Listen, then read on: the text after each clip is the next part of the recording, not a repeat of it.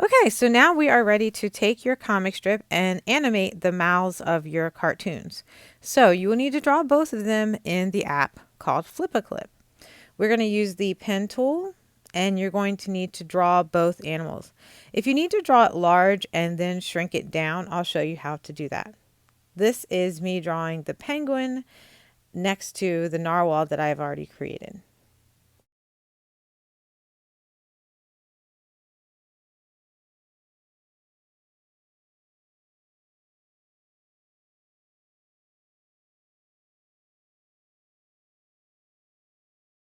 If you find that you need to adjust the size of the eraser, you can press and hold the eraser icon.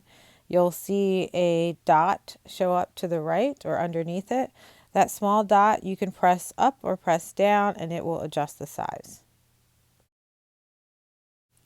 To make your animals talk, you will need to have some kind of visible mouth. For this creature, I'm doing a penguin so he can have a beak. But for my narwhal, I just used a curved line. Either type of mouth could work depending on your animal. Just make sure the mouth is visible. So for example, if you're doing an elephant and the trunk is in the way, you'll need to have the animal with the trunk raised so you could see the bottom part of the lip moving. Okay, now my animals are pretty much complete. I'll make some minor changes, but once they're done, I'm going to zoom out and you'll notice that the penguin is much larger than the narwhal, which can be totally fine, but let me show you how to change that. If you'd like to change the size, move down to the lasso, circle your finger around the animal you'd like to change the size of. You'll get a pink box. Touch one of the corners and drag. That will allow you to reposition your animal, tilt it, make it smaller, make it bigger, so that they're in relation to each other in the way that you like. Okay, now I am ready to animate. I need to have the mouth of my penguin move up and down. As you can see, I've started that process, but let me show you how this is done so that we can finish the animation. This type of cartooning is called frame by frame animation, which means you will be drawing on the individual frames. And in typical animation style, you would only make changes on the twos or on every third cell. So you keep two that are the same, and then on the third cell, you change it. So on 1 and 2, it'll be the same. 3 and 4 will be the same. 5 and 6 will be the same. So you'll see me copy and duplicate some of these cells.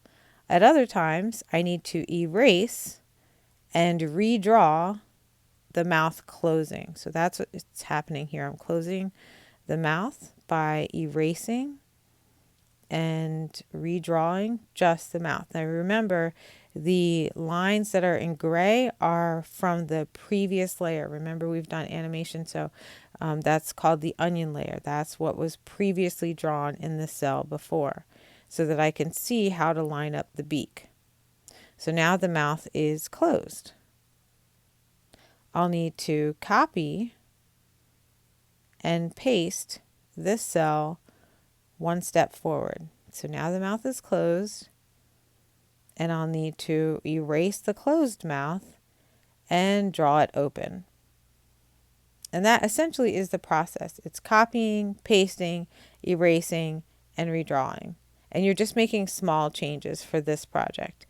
If this was a more grand animation, or if you want to take it a step further, in each of the cells, you could have the animal blink or wave their arms, like raise their arms up and wave them back and forth.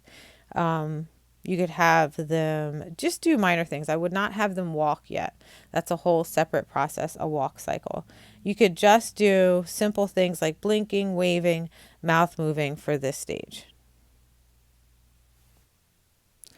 To duplicate a cell, you will need to press it and you'll see this row of options. The one I've circled in red is copy and the one in blue is paste. And then when you get that new layer, you can erase and redraw the section that you'd like to edit for the animation.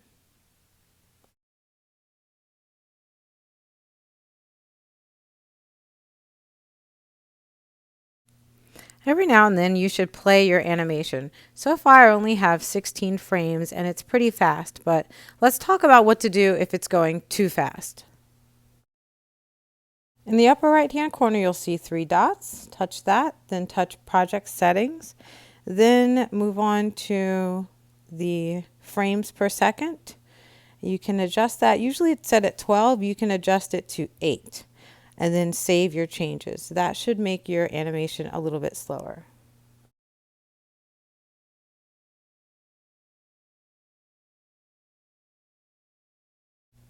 Now, the joke that my penguin is saying is asking the narwhal, "What do you call a funny chicken?" And the narwhal has to say, "What?" And then the penguin is going to say, "A comedy hen," as in like comedian. Haha. So what I need to do is continue making the penguin's mouth move, but at some point I need to make the narwhal move from a smile to asking the question, what? So I will continue to work on duplicating and redrawing and adjusting the mouth of the penguin till I get to about 20 frames. And then I'm going to need to change the narwhal.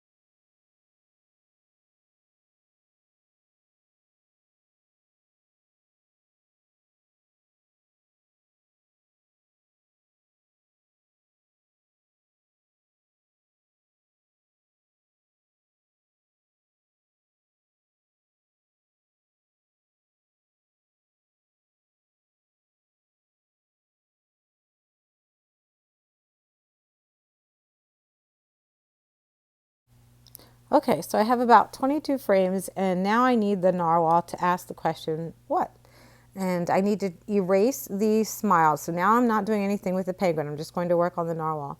So the penguin stays still. I change the mouth of the narwhal, I erase it, and then I draw a circle to indicate that he's opening his mouth and he's still looking at the penguin.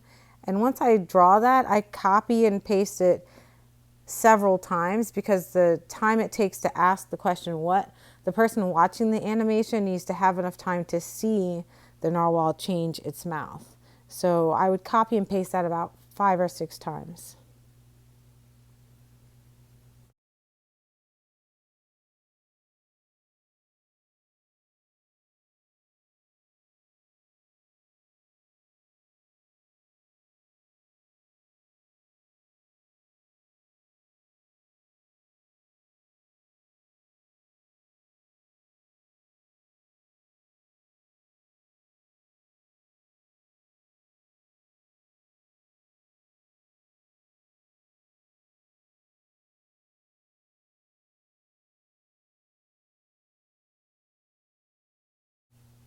Okay, so now I'm in the home stretch. My animation is now ready to listen and hear what the penguin is going to say. So the narwhal changes from an O sound in asking what to just a straight line. And I go ahead and have the penguin repeat opening and closing its mouth to say the answer. And the answer is Comedy hen. And I'll do that a few times, copy and paste, redraw the mouth over and over, open and closing, until I get to about 35 frames.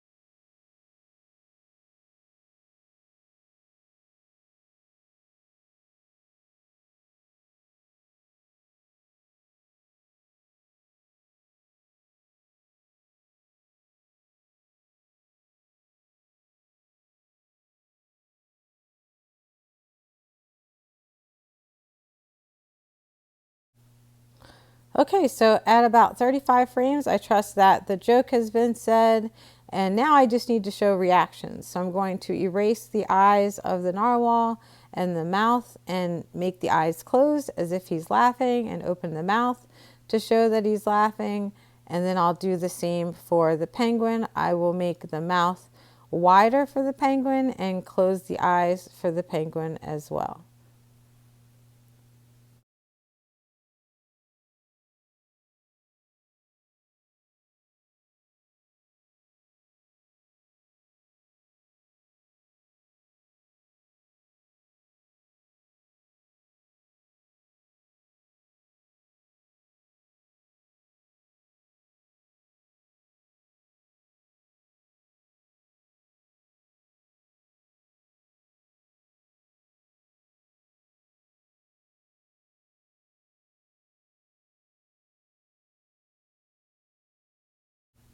Okay, so about 40 frames, you should be done, 40 to 45. You can play your movie and see if you have enough frames to tell the joke and to see the animals react. If you do, you're ready to make the movie. To do that, you'll press the three buttons at the top, choose Make Movie, then choose Make Movie again. It'll make a little thing, and then Save Photos. It'll save it to your photo library, and that's it. Now you can import into iMovie and add your own voice or a friend's voice using the microphone. Happy animation! Okay, now you can see that I have imported my FlipaClip animation into iMovie, and I'm ready to add the sound effects. But when I did a test, I discovered that 5 seconds is still too short. So when I play it, I can see that I don't have enough time to tell the end of the joke. So here's a little trick. You can tap your movie, and at the bottom you see some options. You can choose action, speed, volume, titles, etc. Let's go to speed, and let's move the white dot to the left and make it 10 seconds. 10 seconds should be long enough, so I'm going to test this out. Hey, Nikki, what do you call a funny chicken? What? A comedian. Ha ha ha ha. All right, that's plenty of time. So now I am ready to actually record it. I would hit the microphone on the left-hand side. And for sound effects, you can go to audio on the right and you can choose crowd cheer, crickets, comedy horn, booing crowd, whatever you like. All right? I can't wait to see what you guys create. And this is the end of this fun project. For a more advanced version of this animation, you will need to fill the cartoons with different colors. And if you find any gaps where colors are spilling into one another, we have done this in the past where you know that there's probably an opening and you just have to go and close it. But basically you pick your colors and you go into each cell and you tap to fill it in with the bucket. Now I need to fix where the mouth is filling in, so I go to the pen, I fix that one little part, I can go back to the bucket and tap. So right now what I'm doing is just the gray, and I can see that I was missing the fact that there was a little opening on the mouth, but that's fine. I can quickly change that and make sure that all the mouths are closed. Go to my bucket. I don't have to change the drawing at all, but I will need to, get past that point. It wasn't in every cell, it was just in a few of them. And if that happens, you can hit undo and then tap on the shape that you meant to do. So my plan is to do all of the gray for the penguin, then I'll do all of the orange for his beak and his flippers, and then I'll color the narwhal the same way. Since I'm only using the bucket tool, I'm gonna guess it'll take me about 10 minutes to fill in all the colors, and then I can decide if that's enough. And if I really want to get advanced, I can add in a photograph behind them. Okay, that's what you can do. To add a photograph behind your animals, you can go to Safari, find an image that has the type of setting that you like. I have typed in different icebergs. You want to find something that does not have people in it or action photos. So nothing that your viewer will be confused about why they are still and while your animation is moving. So pick a landscape, pick something that is just the scenery, save it to your camera roll. So I've looked at these already, and also you want to avoid one that has copywritten words across it. Find one that is not copywritten that you could actually use. All right, so I'm scrolling through, and let's say I want this one. Okay, so I press and hold, add to photos. Now it's in my camera roll, and now I can go back to FlipaClip.